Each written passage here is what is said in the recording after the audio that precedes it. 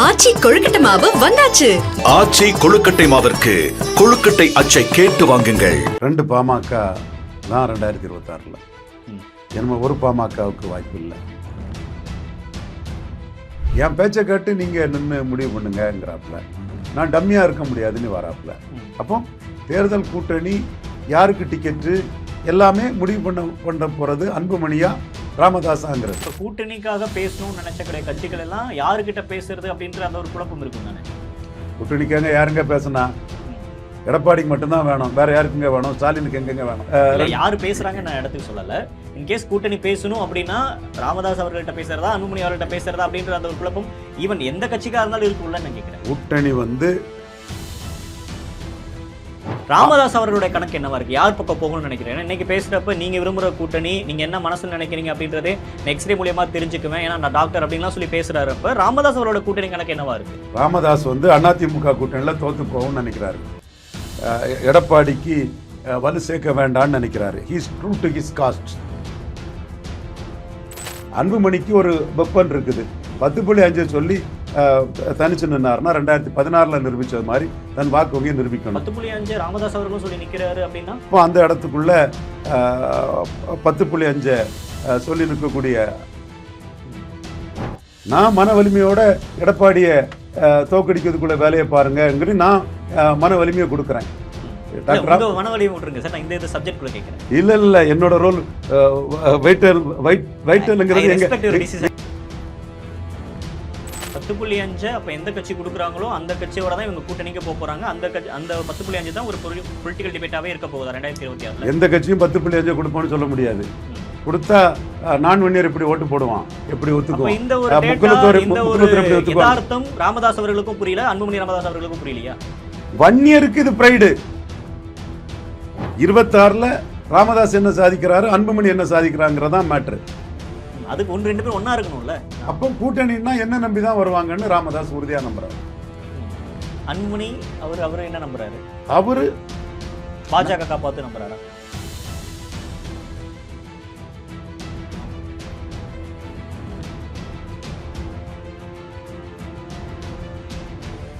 ஆயுர்வேதம் ஒரு பொக்கிஷம், நம் ஆயுள் நீட்டக்கும் அற்புதம். டாக்டர் ஸ்ரீவர்மாஸ். டிடிவே நேயர்களுக்கு வணக்கம். இன்றைய சிறப்பு நேர்காணலில் நம்மோடு இணைந்திருக்கிறார் அரசியல் விமர்சகர் ரவீந்திர துரைசாமி அவர்கள். சார் வணக்கம். வணக்கம் தம்பி. இன்னைக்கு ராமதாஸ் தலைமையில் நடந்த சிறப்பு பொதுக்குழு கூட்டம் நிறைய அதிரடியான அறிவிப்புகள்லாம் அறிவிச்சிருக்காரு. 16 வகையான குற்றச்சாட்டுகள் அன்புமணி மீது முன் வச்சிருக்காங்க. இதெல்லாம் எப்படி சார் பார்க்குறீங்க? 2 பாமக தான் 2026ல். என்னமோ ஒரு பாமகவுக்கு வாய்ப்பு இல்லை. ராமதாஸ் தலைமையிலான ஒரு பாமக, அன்புமணி தலைமையிலான ஒரு பாமக. இவங்க 26ல் எப்படி ஸ்ட்ராட்டஜைஸ் பண்ண போகிறாங்க, யார் கூட நிற்க போகிறாங்க, எப்படி நிற்க போகிறாங்கங்கிறதுல தான் இவங்களுடைய அந்த பலம் முடிவாகும். ஒரு சமூகத்துக்கு டாக்டர் ஐயா மாதிரி உழைச்சவங்க யாருமே இல்லை. பட் இன்னைக்குள்ள என்ன இஷ்யூவில் வன்னியர்கள் முடிவு பண்ணுறாங்கங்கிறதும், யார் கூட்டணி நல்லா பிடிச்சி அதில் வராங்கங்கிறதும், அல்லது தனிச்சு வன்னியர் சென்டிமெண்ட்ல யார் ஏறி போகிறாங்கங்கிறதும் 26 தேர்தல் முடிவில் தான் தெரியும். இப்போ நீங்கள் பாமகவை ரொம்ப நன்கு கூர்ந்து கவனிக்கக்கூடிய ஒருவர், அதுவும் ராமதாஸ் அவர்களோட ரொம்ப நெருக்கமாக இருந்திருக்கீங்க. அவர் இந்த அளவுக்கு எக்ஸ்ட்ரீமாக போவார், அன்புமணி மீது இவ்வளோ ஒரு அதிரடியான முடிவுகள்லாம் எடுப்பார் அப்படின்னு நீங்கள் நினச்சி பார்த்தீங்களா? அதாவது செல்ஃப் ஃபர்ஸ்ட். கலைஞருக்கும் அதுதான். தனக்கு பிறகுதான் மகனோ மகளோ, எல்லாத்துக்கும் அப்படி தான் செல்ஃப் ஃபர்ஸ்ட். அந்த செல்ஃபுங்கிறது மக மேலே அளவு கடந்த பாசம்தான் ராமதாஸுங்கிற செல்ஃபு. அதில் அவர் என்னப்படி விஷயங்கள் நடக்கலை, மகன் இண்டிபெண்ட்டாக அசெப்ட் பண்ணுறான், அதில் இன்னும் ஒருத்தருக்கு தாம சில விஷயங்களை பண்ணும்போது மகன் அதுக்கு ஒத்துழைக்க மறுக்கிறான்ங்கிற வரும்போது தன்னை அசெப்ட் பண்ண நிற்கிறாரு. ஒரு லெவலில் என் பேச்சை கேட்டு நீங்கள் நின்று முடிவு பண்ணுங்கிறாப்புல. நான் டம்மியாக இருக்க முடியாதுன்னு வராப்புல. அப்போ தேர்தல் கூட்டணி யாருக்கு டிக்கெட்டு எல்லாமே முடிவு பண்ண போகிறது அன்புமணியா ராமதாஸாங்கிறது. அது ராமதாஸ் தான் எல்லான்னு அன்புமணி சொன்னா, ராமதாஸ் அன்புமணியும் தாண்டி முடிவு பண்ணுவார்.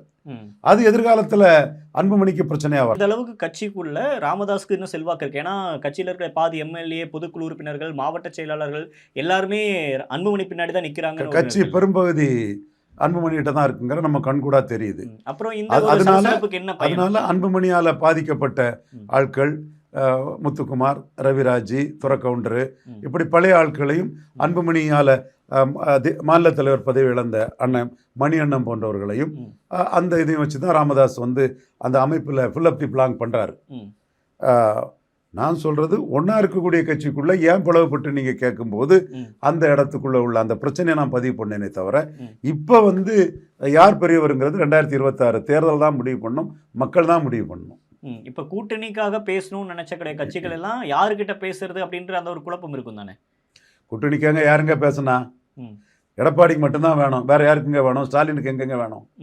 சும்மா என்னத்தையும் பேசக்கூடாது. ஸ்டாலின் யாரு பேசுறாங்க நான் இடத்துக்கு சொல்லல. இன்கேஸ் கூட்டணி பேசணும் அப்படின்னா ராமதாஸ் அவர்கள்ட்ட பேசுறதா, அன்புமணி அவர்கள்ட்ட பேசுறதா அப்படின்ற அந்த ஒரு குழப்பம் ஈவன் எந்த கட்சிக்கா இருந்தாலும் இருக்குல்ல நான் கேட்கிறேன். கூட்டணி வந்து 2019 ஸ்டாலின் ஸ்வீப் பண்ணிட்டாரு, 21 ஸ்டாலின் ஸ்வீப் பண்ணிட்டாரு, 24 ஸ்டாலின் ஸ்வீப் பண்ணிட்டாரு, பார்லிமெண்ட்ல 2 பார்லிமெண்ட்டும் ஸ்வீப்பு. அப்போ ஸ்டாலினுக்கு பாமக தேவையில்லை. கரெக்ட். புரோவன்னியர் பண்ணி அந்த அரசியலை பண்ணிடுவார். பனைமரத்திப்பட்டி ராஜேந்திரன் அமைச்சராகியிருக்கார், செல்வ கணபதி நண்பர், இவர் ஆண்டிமடம் சிவசங்கர், குறிஞ்சிப்பாடி பன்னீர்செல்வம், நமக்கு பிடிக்குதோ பிடிக்கலையோ துரைமுருகன் பொதுச் செயலாளர், தென் அன்னியூர் சிவால இருந்து குரு குடும்பம், அவங்க திமுகவுக்கு ஆதரவாக இருக்கிறாங்க. குரு குடும்பத்தில் மனோஜ் விருதாம்பிகை. அப்போ ப்ரோவன்னியர் பண்ணிக்கிட்டு பாமக தேவையில்லை அப்படின்ற இடம் வந்துட்டீங்க. மூத்த தலைவரா ராமதாஸை மதிச்சாரு ஸ்டாலின், அதை நான் மறுக்க வரல, இன்னைக்கும் மதிக்கிறார், நான் மறுக்க வரல. எலக்ட்ரல் சக்சஸில் பாமக இல்லாமல் தானே 3 தேர்தலையும் அவங்க வெற்றி பெற்றிருக்காங்கன்னு சொல்லும்போது திமுகவுக்கு பாமகவின் தேவை வந்து குறைவு தான். அரசியலில் இல்லவே இல்லைன்னு எதனா ரூல் அவுட் பண்ண விரும்பல. யாருக்கு தேவைன்னா எடப்பாடி பழனிசாமிக்கு தேவை. 90 தொகுதியில் பாமக இல்லாமல் அவரால் ஃபைட் பண்ண முடியாது. வெளிப்படையாக நான் சொல்கிறேன், தர்மபுரி, சேலம், சிதம்பரம், விழுப்புரம், நாமக்கல், தென் கள்ளக்குறிச்சி, இந்த 36 தொகுதியில் ஸ்டாலினை விட பெரிய தலைவராக ஐயா எடப்பாடி பழனிசாமி இருக்கிறார். எம்ஜிஆரை வச்சு ஜெயலலிதா அமைச்சில் ஒரு புண்ணாக்கும் இல்லை, தெருப்புழுதியும் இல்லை. என் மதிப்புரியான சைதை துரைசாமியும் புரிஞ்சுக்கிடணும், என் நண்பர் கேசி பழனிசாமியும் புரிஞ்சுக்கிடணும். எம்ஜிஆர், ஜெயலலிதா, ரெட்டையெல்லாம் அந்த புண்ணாக்கு தெருப்புழுதி இடவாடெல்லாம் இல்லை. 10.5 கொடுத்ததுனால இந்த 6 தொகுதியிலையும் ஸ்டாலினோட பெரிய தலைவராட்டு இருக்கிறாரு. இதில் ஓரளவு சொல்லணும்னா சேலம் பெல்ட்டுக்குள்ளே ரொம்ப ஏன் எம்ஜிஆர் ஜெயலலிதா நம்ம குறைச்சி சொல்லணும், ஓரளவு அதிமுகவுக்கு உயிர் இருக்குது. விழுப்புரம், சிதம்பரத்தில் ஜெயலலிதா எம்ஜிஆர் இருக்கும்போது இருந்த பறையர் சமூக ஓட்டெல்லாம் அப்படியே திமுக விசிகாவுக்கு போயிட்டு அவங்களுக்கு எதிராக இருந்த வன்னியர் ஓட்டுகள்லாம் இங்கே வந்து தான் 36% வந்திருக்குது.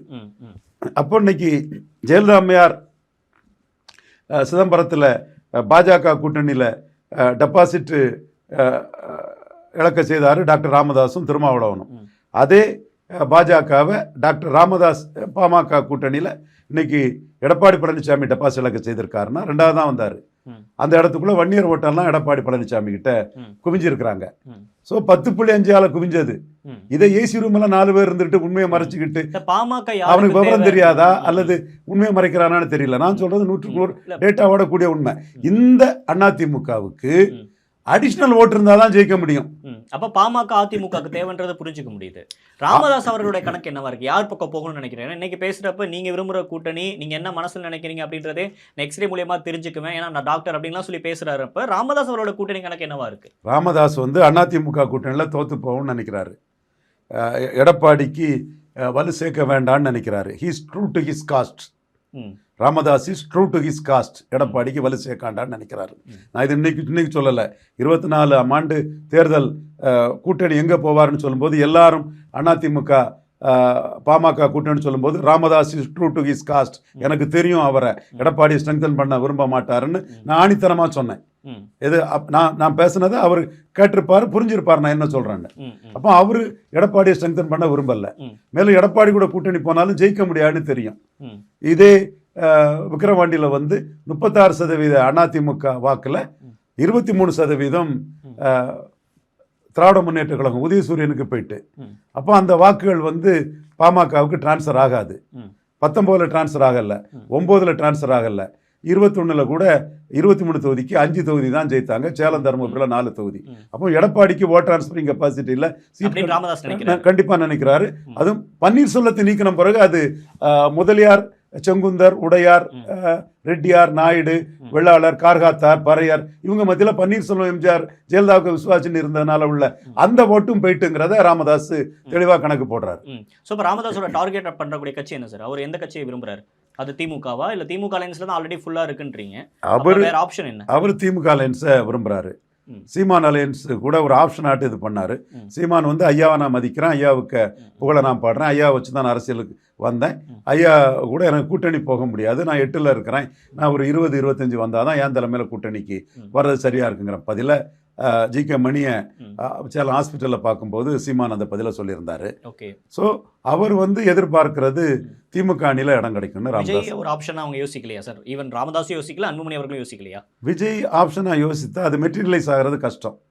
நீங்க பத்திரிகையில் எழுதலாம், ஓட்டிட்டு இருக்கலாம், உருட்டிட்டு இருக்கலாம், செய்தி பரபரப்பா இருக்கும், விஜய் ரசிகம் பார்ப்பான், அஜித் ரசிகம் கூட்டணி கிடைக்க கூடாதுன்னு நினைச்சு பார்ப்பான், சும்மா சொல்றேன் ஜாலியா. அப்போ அது வந்து ஒரு நியூஸ் வேல்யூ அந்த இதுக்காக ஓடிட்டு இருக்குமே தவிர நடைமுறையில் பலம் நிரூபிக்காத விஜய் எல்லாம் வந்து ஒரு அணி அமைக்கிறது வந்து கஷ்டம். அன்புமணி அவர்களுக்கு கட்சியில் பொறுப்பு கொடுத்தது நான் பண்ண 3வது தவறு, அவர் அமைச்சராக்குனது என்னோட 2வது தவறு அப்படின்லாம் பேசின ராமதாஸ் அவர்கள் இன்னைக்கு தன்னுடைய மகள் காந்திமதி அவர்களை மேடையில் உட்கார வச்சது மூலியமா என்ன செய்தி சொல்ல வர்றார்?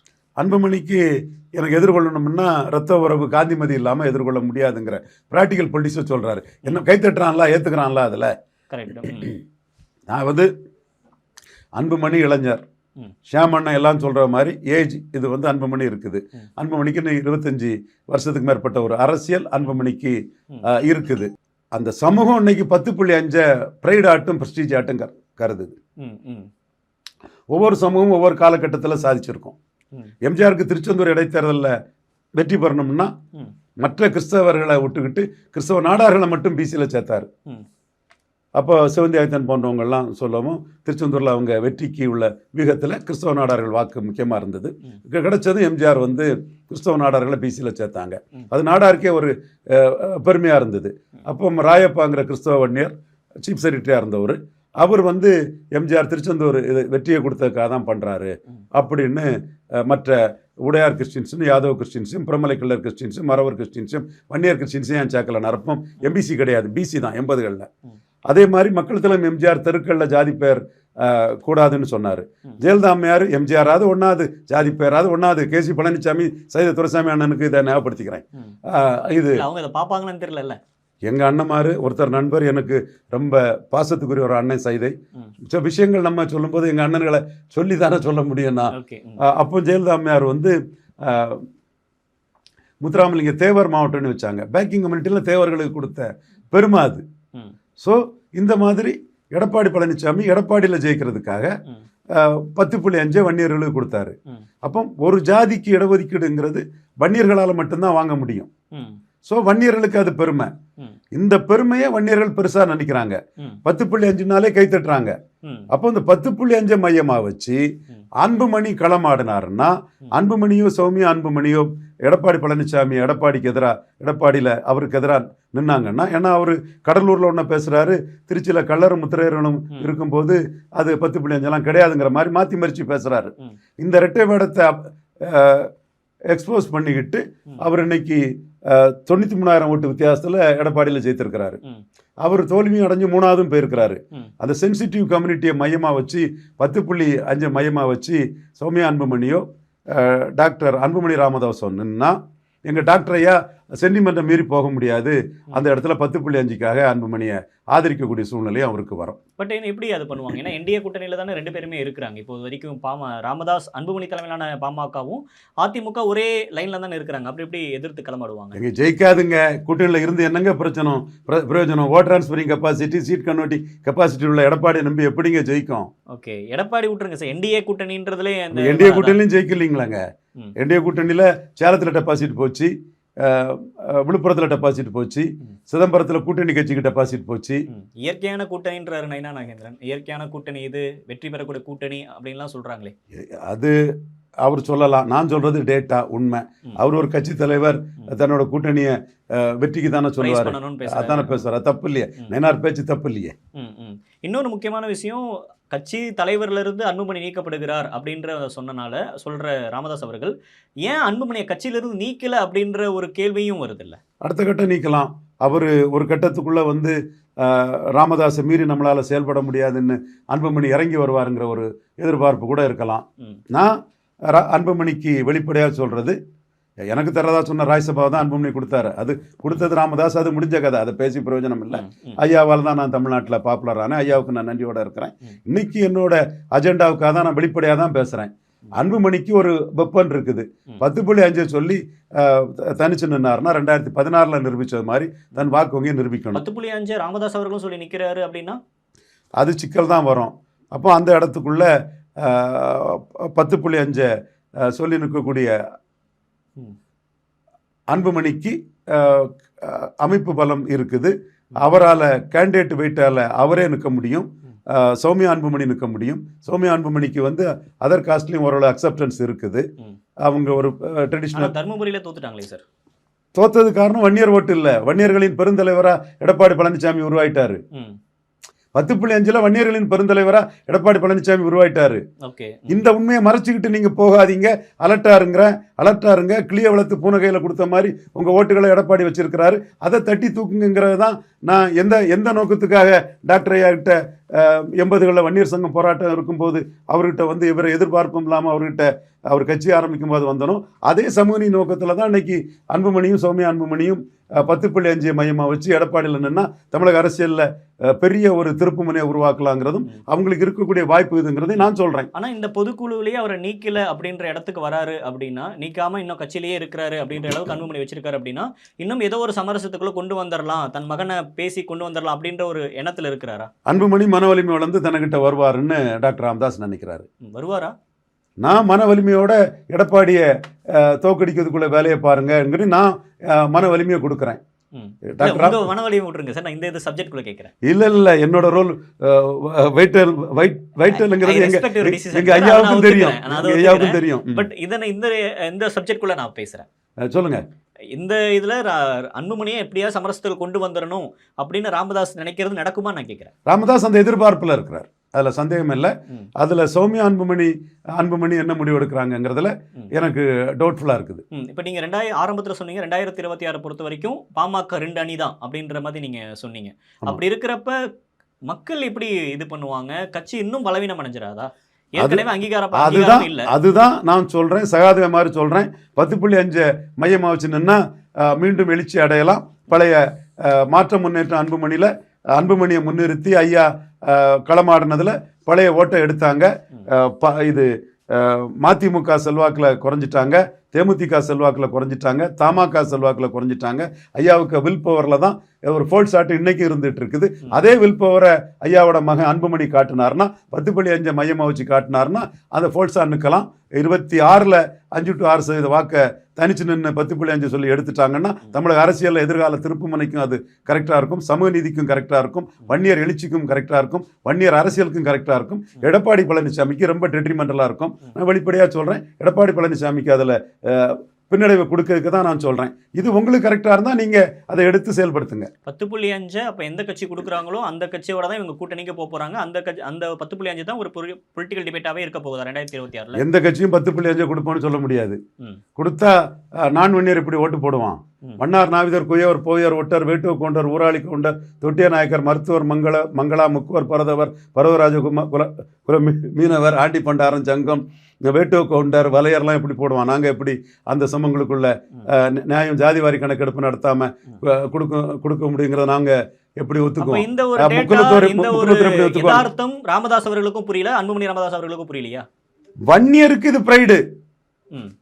இதை எடப்பாடி சொன்னா மற்ற ஜாதிக்காரன் ஓட்டு போட மாட்டான். எடப்பாடி பாமக இந்த விஷயத்தை பேசலாம், மற்ற கட்சிகள் பேச முடியாதுன்றீங்க. பாமகவுக்கு இதை பேசி 6% ஓட்டு எடுத்துட்டா மிகப்பெரிய சாதனை. அது நம்ம சகாதேவ மாதிரி அதான் சொல்றோம். அதனால நமக்கு நம்ம வண்ணார் நாவிதற்காக நின்னாலும் சகாதேவ மாதிரி சொல்றது இதைத்தான் சொல்றோம். இன்னொரு முக்கியமான விஷயம் சார், இந்த பொதுக்குழு கூட்டமே செல்லாது அப்படின்னு அன்புமணி தரப்புல இருந்து பேசுறாங்க. பாலு அவர்கள் நேற்று பிரஸ் மீட்ல அதை வலியுறுத்தி சொல்றாரு. இந்த கூட்டம் செல்லுமா செல்லாதா? அது செல்லுபடியாதெல்லாம் மேட்டரே இல்லை. 26ல் ராமதாஸ் என்ன சாதிக்கிறாரு, அன்புமணி என்ன சாதிக்கிறாங்கிறதான் மேட்ரு. அதுக்கு 1-2 பேர் ஒன்னா இருக்கணும்ல. ஒன்றா இருக்க முடியாத சூழ்நிலையில் யார் சாதிக்கிறாங்கிறதா மேட்ரு. அப்போ இந்த பொதுக்குழு, இந்த தேர்தல் ஆணையம் இதெல்லாம் சும்மா டெக்னிக்கலாக உள்ள விஷயங்கள் தான். இவங்கள்ட்ட தான் மக்கள் அதிகாரம் மக்கள் சக்தி இருக்குன்னு ஒருத்தர் நல்ல சீட்டு கொடுத்தா அதை ஒருத்தர் ஏற்றுக்கிட்டு போனால் யாரை மக்கள் மதிக்கிறாங்களோ, யாரை அந்த மக்களால் ஏற்றுக்கொள்ளப்பட்டவங்க யாரை மதிக்கிறாங்களோ அது ஃபர்ஸ்ட் ரவுண்டு வெற்றி. செகண்ட் ரவுண்டு வெற்றி தேர்தலில் கிடைக்கக்கூடிய வெற்றி. இதில் சரியான கூட்டணி பார்த்து யார் வெற்றி பெறாங்கிறது தான் மெயின். அதையும் தாண்டி மாற்றம் முன்னேற்றம் அன்புமணியில் 5 to 6% வாக்கு எடுத்த மாதிரி 10.5 5 to 6% வாக்கு அன்புமணி எடுத்துட்டாருன்னா அது அன்புமணிக்கு வெற்றி. இப்போ தந்தைக்கும் மகனுக்கும் நடக்கக்கூடிய இந்த ஒரு பிரச்சனையில், இந்த ஒரு சலசலப்பில் அரசியல் விமர்சகராக உங்களோட ஸ்டாண்ட் யார் பார்ப்போம் சார்? என்னோட ஸ்டாண்ட் வந்து நான் ஏதோ அதை சொல்லுங்கள். நியாயம் இது என்னன்னா, வன்னியர் சமூகம் மற்ற 52 காமராஜ் வந்து நாயுடு ரெட்டி உடையார் பிள்ளை இது போட்டு ப்ளஸ் பறையர்னு பேக்கிங் கம்யூனிட்டியாக பண்ணி தான் வந்து அரசியலை ஒரு டெம்ப்ளேட்டை செட் பண்ணார். காமராஜ் எங்கள் சாதியை சேர்ந்தவர் தான், அது வேறு விஷயம். அவருக்கு அரசியலுக்கு அதை பண்ணார், ஏன்னா வன்னியர் வந்து சேலஞ்ச் பண்ணிடுவாங்கன்னு. எம்ஜிஆரும் அதே அரசியலை தான் பண்ணார். பாமக ஒரு சக்தியாக வந்ததுனால தான் வன்னியர்கள் மிகப்பெரிய எழுச்சி அடைஞ்சாங்க. எல்லா கட்சியில் இருக்கக்கூடிய வன்னியர்களுக்கும் பாமக ஒரு சக்தியாக இருக்கிறது நல்லதுங்கிறதான் எண்ணம். ஸோ பாமக ஒன்றா இருந்து ஒரு சக்தியாக இருந்தால் தான் மற்ற கட்சியில் இருக்கக்கூடிய வன்னியர்களுக்கும் அது பலம்ங்கிறது என்னோட கருத்து. ஓகே, அப்போ 2 பேரும் ஒன்றா சமரசத்துக்கு வாங்க அப்படின்னு சொல்கிறீங்க. இல்லை, மற்ற கட்சியில் உள்ள வன்னியர்களுக்கும் அது பலம்ங்கிறது யதார்த்த கருத்து. இப்போ பொதுவாக மற்ற மாதிரியான ஒரு மத்தியஸ்தகமான வேலைகளை பாஜக பொதுவாக வருவாங்க. ஆனால் இந்த விஷயங்களை பொறுத்தவரை கொஞ்சம் ரொம்ப பேக் ஃபுட்லேயே நிற்கிறாங்களே. குருமூர்த்தி போகும்போதே 10 குருமூர்த்தி போனாலும் டாக்டர் ஐயா கேட்க மாட்டான்னு தானே நான் சொன்னேன். அதானே நடந்தது, உங்கள்கிட்ட தானே சொன்னேன் அதை. அப்போ அந்த அளவுக்கு ஒரு ஸ்ட்ராங்காக நிற்கிறார் அவர். இல்லை, அவருக்கு வில்போரில் நிற்பார். வில்போர் உள்ள தலைவர். யாருமே ஈழத்தமிழர்களை பற்றி பேச முடியாத போது 6 வருஷமானாலும் 60 வருஷமானாலும்னு துணிச்சலாக பேசின தலைவர் தானே. அன்னைக்கு காலையில் கூட என்கிட்ட பேசினார். மற்ற கட்சிகளே இது மாதிரி பிரச்சனைகள் வந்திருக்கு. 2ஆம் கட்ட தலைவர்கள் ஒரு மாதிரி கோச்சிட்டு போயிருந்திருக்காங்க. அவங்க மறுபடியும் சமாதானப்படுத்தி கட்சிக்குள்ளே கொண்டு வரது, இல்லை அவங்க மறுபடியும் இன்னொரு கட்சி ஆரம்பிக்கிறது எல்லாமே நம்ம வரலாறுல பார்த்துருப்போம். ஆனால் மகனோடையே ஒரு சண்டை செஞ்சு மகனையே ஒரு கட்சியிலேருந்து ஒரு ஒழுங்கு நடவடிக்கை எடுக்கிற அளவுக்கு இந்த எக்ஸ்ட்ரீமுக்கு போகிறார் இல்லையா? அப்போ அதுக்கு உண்மையான பிரச்சனை தான் என்ன? நீங்கள் இதே பிரச்சனை முலாயம் சிங் யாதவ் விட்டு கொடுத்தாரு. ஏன்னா பிரிஞ்சு போனால் மாயாவதி எமர்ஜ் ஆயிடுவாங்கன்னு. இது தேவகவுடா விட்டு கொடுத்தாரு. பிரிஞ்சு போனால் ஒன்றும் இல்லைன்னு குமாரசாமி விட்டு கொடுத்தாரு. இங்கே அவங்கள மாதிரி பிரின்சிபல் ஃபோர்ஸ் அல்ல, சபார்டினேட் ஃபோர்ஸ் தான். ஓகே, அப்போ கூட்டணின்னா என்ன நம்பி தான் வருவாங்கன்னு ராமதாஸ் உறுதியாக நம்புறாரு. அன்புமணி அவர் என்ன நம்புறாரு? அவரு பாஜக காப்பாற்று நம்புறாரா? பாஜக காப்பாற்ற நம்பல. அவரும் வன்னியரை நம்பி தான் இருக்கிறாரு. ராமதாஸை மாதிரி வில்போரோட வன்னியரை நம்பி நின்னா தான் நிற்க முடியும். இன்னொருத்தர் நம்பி ராமதாஸ் இவர் அன்புமணி நிற்க மாட்டார்னு நினைக்கிறேன். என்னோட கருத்தை டக்குன்னு அன்புமணி கூட இருக்கிற 2ஆம் கட்ட தலைவர்கள்லாம் ஏற்றுக்க மாட்டாங்க. அவங்க எடப்பாடி கூட சேர்ந்தா எம்எல்ஏ ஆயிரலான்னு அவங்க நினைப்பாங்க. என்னோட கருத்து 10.5 முன்னெடுத்துட்டு வன்னியர் ப்ரைட், வன்னியர் ப்ரெஸ்டீஜ்னு வன்னியர் அதை ப்ரைடாக பார்க்குறாங்க. அதை எடுத்துகிட்டு போகிறது தான் நல்லதுன்னு என்னோட கருத்து. ஓகே சார், நிறைய விஷயங்கள் பகிர்ந்துக்கிட்டீங்க. உங்கள் கருத்து நேரத்துக்கு நன்றி. தேங்க்யூ.